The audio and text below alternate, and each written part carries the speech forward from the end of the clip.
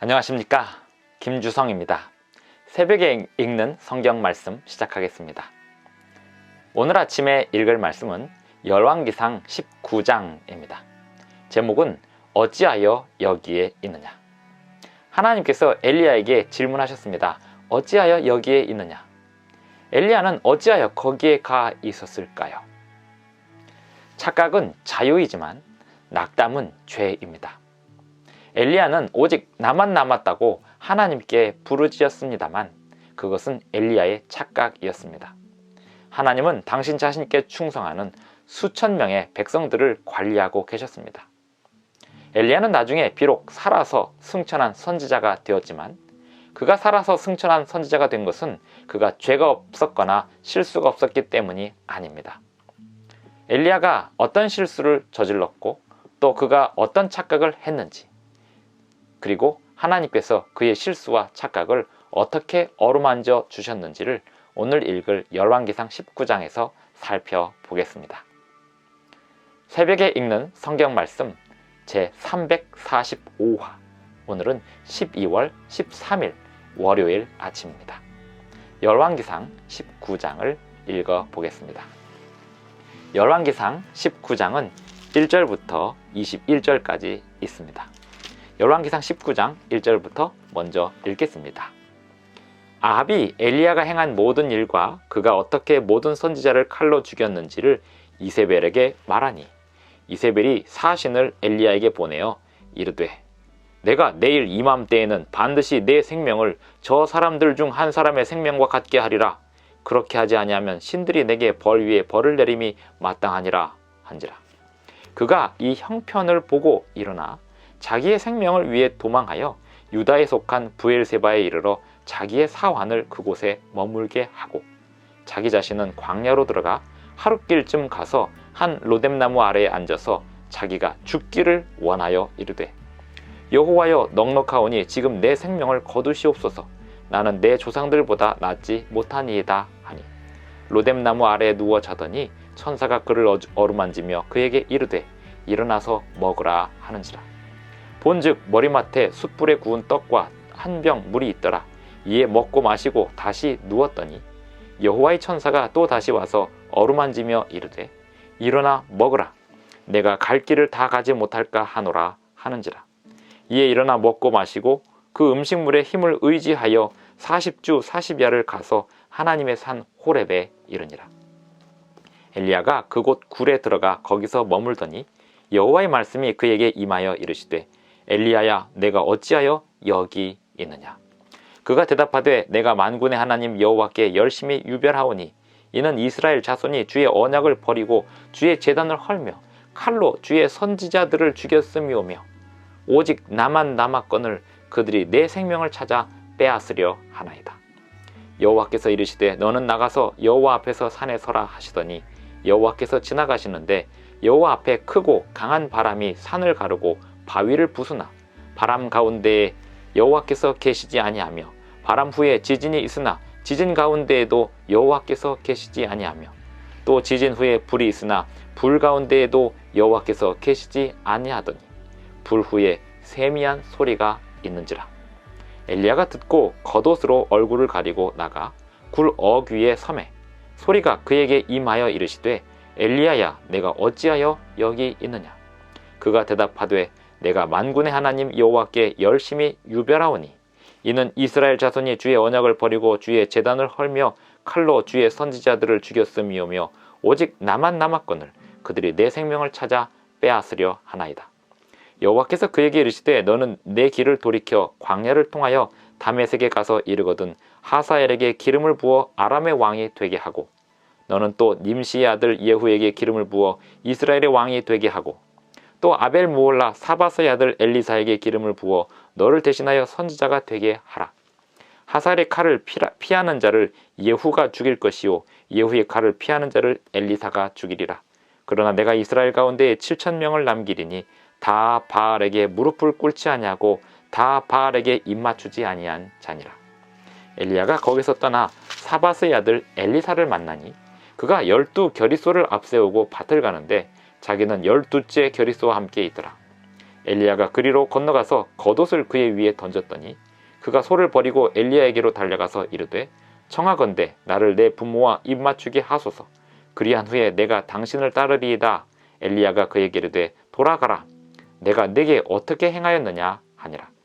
엘리사가 그를 떠나 돌아가서 한 겨리소를 가져다가 잡고 소의 기구를 불살라 그 고기를 삶아 백성에게 주어 먹게 하고 일어나 엘리야를 따르며 수종 들었더라. 열왕기상 19장 1절부터 21절까지 읽었습니다.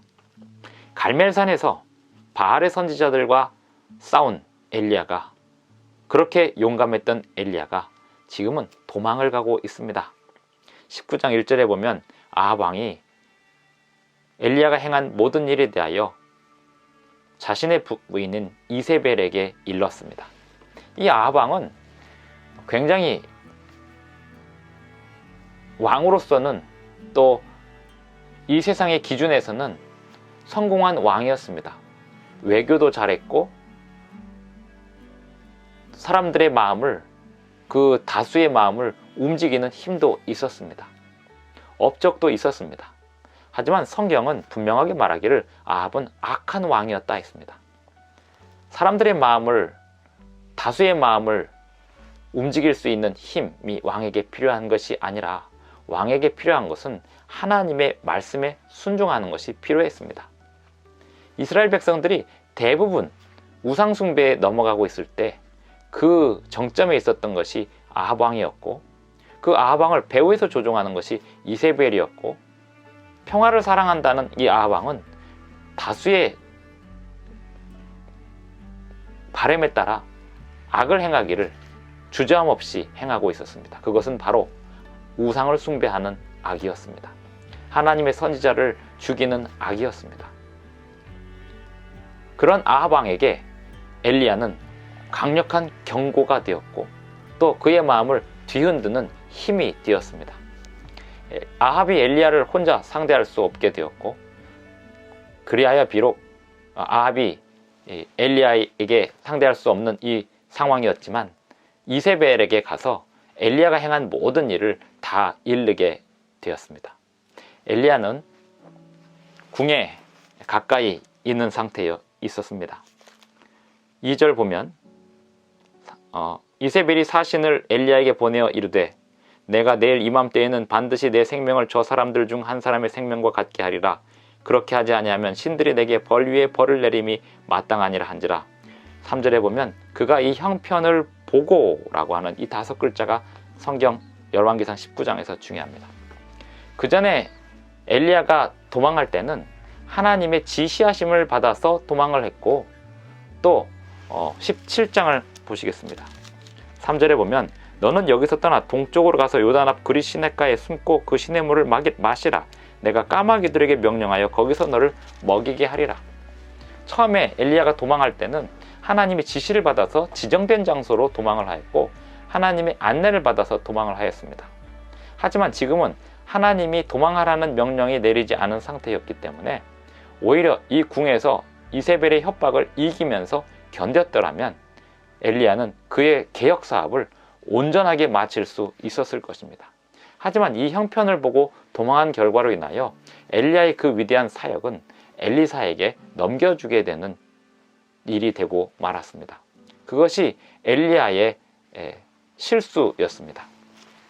열왕기상 19장을 더 보겠습니다. 3절 그가 이 형편을 보고 일어나 자기의 생명을 위하여 도망하여 유다에 속한 부엘세바에 이르러 자기의 사환을 그곳에 머물게 하고 자기 자신은 광야로 들어가 하룻길쯤 가서 한 로뎀나무 아래 앉아서 자기가 죽기를 원하여 이르되 여호와의 넉넉하오니 지금 내 생명을 거두시옵소서. 나는 내 조상들보다 낫지 못하니이다. 선지자와 왕에 보면 이런 말씀이 있습니다. 낙담은 죄요, 이렇게 하였습니다. 희망과 용기는 선지자와 왕 164쪽입니다. 희망과 용기는 하나님의 사업을 이루는 데 필수 불가결한 요소이다. 이것들은 믿음의 열매이다. 낙담은 죄요, 옳지 않은 행위이다. 하나님께서는 시험과 시련을 위해 필요한 힘을 당신의 종들에게 충분히 내려줄 수 있으시고 내려주기를 원하신다. 엘리야가 비록 그 형편을 보고 도망하였지만 그 정도로 낙담하는 것은 죄였습니다.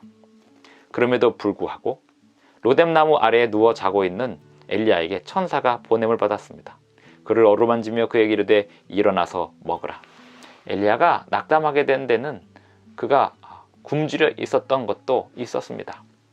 천사가 그를 어루만지며 그에게 이르되 일어나서 먹으라 하는지라 본즉 머리맡에 숯불에 구운 떡과 한 병 물이 있더라. 이에 먹고 마시고 다시 누웠더니 여호와의 천사가 또다시 와서 어루만지며 이르되 일어나 먹으라. 내가 갈 길을 다 가지 못할까 하노라. 도망가는 엘리야에게 먹을 것을 공급하시는 하나님의 사랑이 천사를 통해서 나타나고 있습니다. 이 엘리야가 결국 하나님의 산 호렙에 가서 있게 되는데 그곳 굴에 들어가 거기서 머물더니 여호와의 말씀이 그에게 임하여 이르시되 엘리야야 내가 어찌하여 여기 있느냐. 이 질문에 엘리야가 이렇게 답변합니다. 여호와를 위한 열심히 유별하오니 이는 이스라엘 자손이 주의 언약을 버리고 주의 제단을 헐며 칼로 주의 선지자들을 죽였음이오며 오직 나만 남았거늘 그들이 내 생명을 찾아 빼앗으려 하나이다. 여호와께서 이르시되 너는 나가서 여호와 앞에서 산에 서라 하시더니 여호와께서 지나가시는데 여호와 앞에 크고 강한 바람이 산을 가르고 바위를 부수나 바람 가운데 여호와께서 계시지 아니하며 바람 후에 지진이 있으나 지진 가운데도 여호와께서 계시지 아니하며 또 지진 후에 불이 있으나 불 가운데도 여호와께서 계시지 아니하더니 불 후에 세미한 소리가 있는지라. 하나님은 훌륭한 퍼포먼스 또 어떤 강력한 시위대 거기에 계시지 않고 오히려 세미한 양심의 음성을 통해서 계심을 엘리야에게 보여주고 있습니다. 갈멜산에서 엘리야와 함께 하셨지만 아합 왕의 마음을 움직일 수 있는 그 힘은 세미한 음성이지 그 훌륭한 퍼포먼스가 아니었던 것입니다. 하나님께서 사람의 마음을 움직이실 때는 사람의 마음을 설득시키실 때는 그 개인을 찾아가셔서 세미한 음성으로 말씀하심이 사람의 마음을 움직이시는 방법입니다. 엘리야도 마찬가지였습니다. 엘리야가 그 놀라운 업적을 남겼고 갈멜산에서 수백 명의 바알의 선지자들과 싸워서 이겼지만 이세벨의 사자가 보낸 말 한마디로 그 형편을 보고 도망가는 이 형편이 되고 말았습니다. 이 엘리야에게 하나님께서 세미한 음성으로 용기를 북돋워 주시고 계십니다. 13절 엘리야가 듣고 겉옷으로 얼굴을 가리고 나가 굴 어귀 위에 섬에 소리가 그에게 임하여 이르시되 엘리야야 내가 어찌하여 여기 있느냐. 엘리야는 똑같은 답변합니다. 여호와를 위한 열심히 유별하오니 이 이스라엘 백성들은 다 주님을 배반했지만 오직 나만 남았거늘 이렇게 말씀하고 있습니다.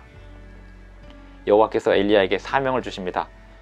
다메섹에 가서 이르거든 하사엘에게 기름을 부어 아람의 왕이 되게 하고 예후에게 기름을 부어 이스라엘의 왕이 되게 하고 아벨무올라 사밧의 아들 엘리사에게 기름을 부어 너를 대신하여 선지자가 되게 하라. 이 사람들은 심판의 일들을 행할 사람들입니다.